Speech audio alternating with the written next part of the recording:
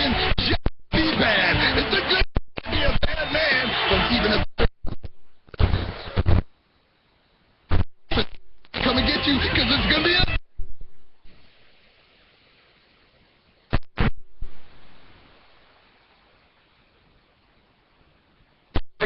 folks. I love doing this show, and I love having you folks out there listen to me. We really appreciate it. Nicholas Cicero is on the bridge. Lucas Paris has the Periscope up and running. Hey. 407-774-8255 is the number. And let's have a little fun this half hour, especially for you folks who are out there who have gone to the links of either listening to us on the internet or have downloaded the app and are listening on your smart devices. Let's have a little fun. Something happened 800 years ago today. If you can call us and tell us at 407-774-8255 what happened 800 years ago today, you will win a $20 gift card to Cafe Positano, and I'll throw in a My Liberty Thread t-shirt, just like we do on our Who Said That contests on Sunday nights. Of course, these My Liberty Threads t-shirts, these are going to be the same quality t-shirts, but with our logo on it that we'll have at the party on the 22nd. But this will be a My Liberty Threads t-shirt with one of their great, cool, patriotic sayings on there. If you can call and tell us what happened 800 years ago today. All right? So let's somebody out there win that prize. Give us a call. 407-774-8255 is the number. And I'll make it. We'll do it just like we do on Sunday night. If you call the first caller that at least takes a shot at it, if nobody gets it right, you will be declared the winner. So it doesn't hurt just to call and say any old thing, because if no one gets it right, you may end up being the winner. So just give me a call and try to tell me what happened, or if you may know right off the bat what happened 800 years ago today. If you think you know, 407-774-8255. You'll win a $20 gift card to Cafe Positano and a My Liberty. And nobody's calling yet? Okay. All right. Give it a shot. Give it a shot. Like I said, if nobody gets it right, the first one to at least take a chance will be declared the winner. Something happened 800 years ago today. And if it hadn't happened, well, there might not have been a United States of America. Who knows? All right. In the meantime, while we wait for someone to call and try that out, there's a new Rasmussen poll out, and it says that people who live in neighborhoods where they think other people live in that neighborhood and have guns actually feel safer. Really? Than people who would rather live in a neighborhood that doesn't have guns. And let me put it this way.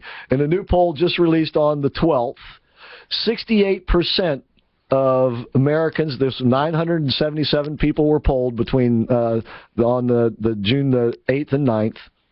Now, of those 977 people, 68% said that they would feel safer if they knew they lived in a neighborhood or were in an area where good guys had guns. In other words, people with gun permits, they had no problem with living in neighborhoods with people with guns. 22% said that they would feel uncomfortable living in those same circumstances, and 10% said that they didn't know. And so that means that 32% of the people have their heads in the sand or somewhere else, because it takes a good guy with a gun to stop a bad guy with a gun. And even though the media doesn't play these stories out, we see these stories coming through here all the time where some guy or some gal occasionally even was whipped out a piece and took care of business and either saved themselves from bodily harm or saved other people and or property from harm. So, people with sense know that people who are good people and know how to use weapons, you definitely want them around, especially in this day and age. I mean, for heaven's sake. But it was interesting to see that this Rasmussen poll came out on the heels of a Johns Hopkins study which says that Connecticut, when they passed their anti-gun legislation here recently, that it has contributed to a significant drop in violent crime in Connecticut.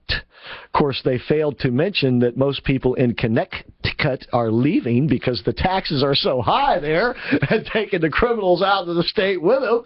So if there's a lot less people in Connecticut, then there will be a lot less crime in Connecticut. Even crime will leave if there's no money. I mean, you know. I'm telling you what, it's loony, but anyway, that's the news on the gun front. Also, did you hear about this? And we talked about this a little bit on the show last night. I was calling the story, you know, have you seen, there's this TV show out called Orange is the New Black. Mm-hmm. And then Netflix exclusive. Right. Last week I was teasing around with Abe because of the the boycotts against Israel and a company called Orange, I believe a French telephone company, was boycotting, pulling their operations out of Israel. So I said Orange is the new black list. Well, now white. Last night we were talking about white being the new black. Have you heard about this woman, the head of the NAACP in their Spokane, Washington office? Her name Rachel Dolezal, who was passing herself off as black, but she had 2 white parents. Oh, anyway, all right, we'll get back to that in a second, but I see we have Kelly on the line. Kelly, thanks for being out there. Thanks for listening. How are you listening to us right now, by the way? I am actually listening on iHeartRadio. Oh, good for Nice. you. Hey, good for you. Is there a Rays game on today? Yes, it's the pregame started just a few minutes ago at 6:30. Oh, okay. All right, yeah, I always tune in online, or I go to the 660 app on my phone. Okay, well, that's good. I wanted to know that, you know, because a lot of our listeners they don't listen to us over the airwaves. They listen to us either on the internet or on their phone or their smart device. So what happened 800 years ago today? The Magna Carta was signed by... Go ahead. Yeah. Well, by King, I don't know. Well, you would have got extra. You would have got extra credit had you known it was King John. And King John. That's right. He signed the Magna Carta. Where? Okay. Where? Do you know where? In England. England. Okay. Well, what was the name of the town, the city? Oh, I don't know. Charta? No. No. That's Magna Carta. Runnymede. Runnymede, I think is how you pronounce it. Runnymede. I definitely didn't know that. Okay, well, you got the rest of it right. Congratulations. Thanks, Nick. I was going to ring the bell, but I couldn't find it. It's right over here. Here. When it comes to Kelly... That was easy. Well, that's great. Hey, Kelly, are we going to see you over at Cafe Positano? I'm going to try to get there. What time are you guys? It's Monday the 22nd. 1 week from tonight. The show will start at 5. We'll do the show live 5 to 7, but the festivities will be going on probably from 4 o'clock at least till dark. So okay. You have plenty of time to come over there. Sounds good. All right. But in the meantime, stay on the line so Nick can get your information, and don't forget to give him your shirt size so that we get you the right size. Okay? Thank you, and I love your show, guys. Keep up the great work. Thank you, Kelly. Have you been to Cafe Positano? Yes, I did one time, and I loved it. Well, great. Now you're going to go back, and you'll have a $20 gift card. And Amen. I love it. All right. Well, thanks a lot. Thank you for listening. We appreciate you being out there. That's right. 800.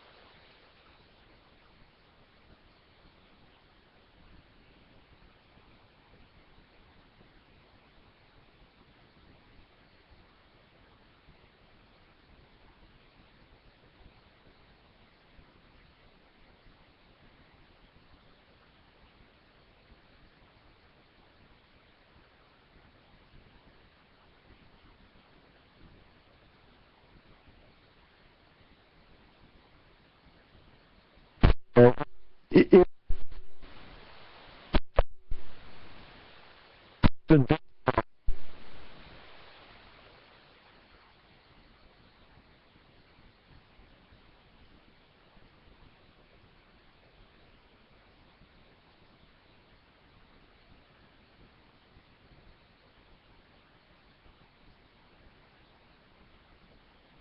anymore. He ain't really all the way at Caitlyn yet. You're taking a middle ground on it. Yeah, he's Caitlyn from the waist up. From the waist down, he's still Bruce, folks, okay? So I'm going to call him Jenner. This person is Jenner. But what Jenner is doing is turning Jenner's whole experience into a freak show. Yes, freak show. I said it last night. This is right out of Ripley's Believe It or Not, or P.T. Barnum, The Bearded Lady, or whatever, where you go to the carnival and you look at the freak. Made himself into a freak show by selling his story for $5 million so people can watch him put on lipstick and fingernail polish. This is a freak show. Our whole dog is turning into a freak show. Rachel Dolezal was part of the freak show. A white woman, ashamed evidently of being a white woman, or feeling though as she had to be a black woman in order to be a part of the NAACP. Normal behavior. Freak show that we are turning our doggone nation into.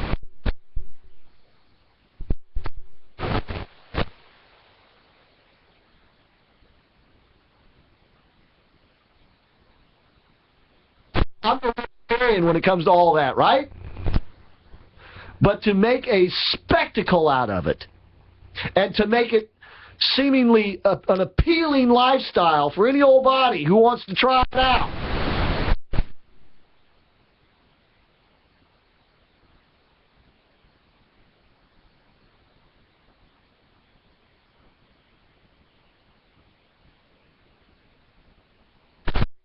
Ain't got any anymore.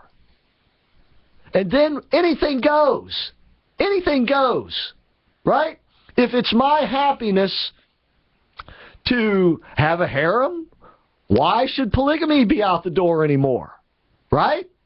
Or if I want to, along with 5 other men, live with one woman, why shouldn't she be allowed to have some sort of harem?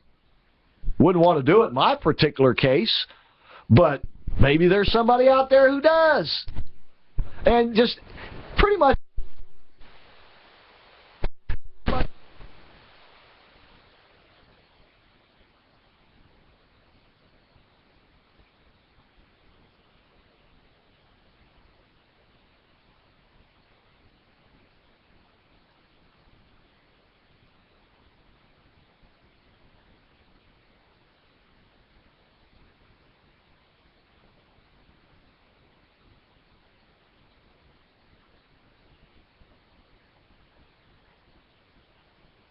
either a two-headed man or whatever.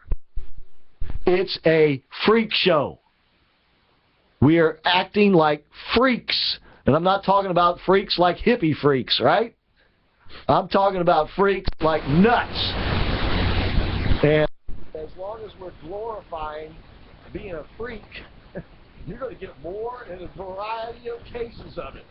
And it might be funny, it might be entertaining, but it's going to nonetheless be detrimental.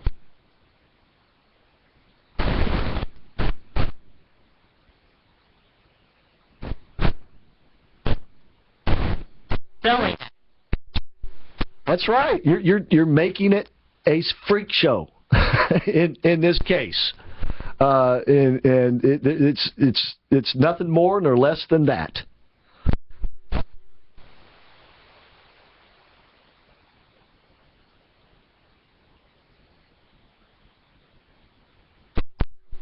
Out there, you want to be a part of the show, don't wait. Call now, 407-774-8255.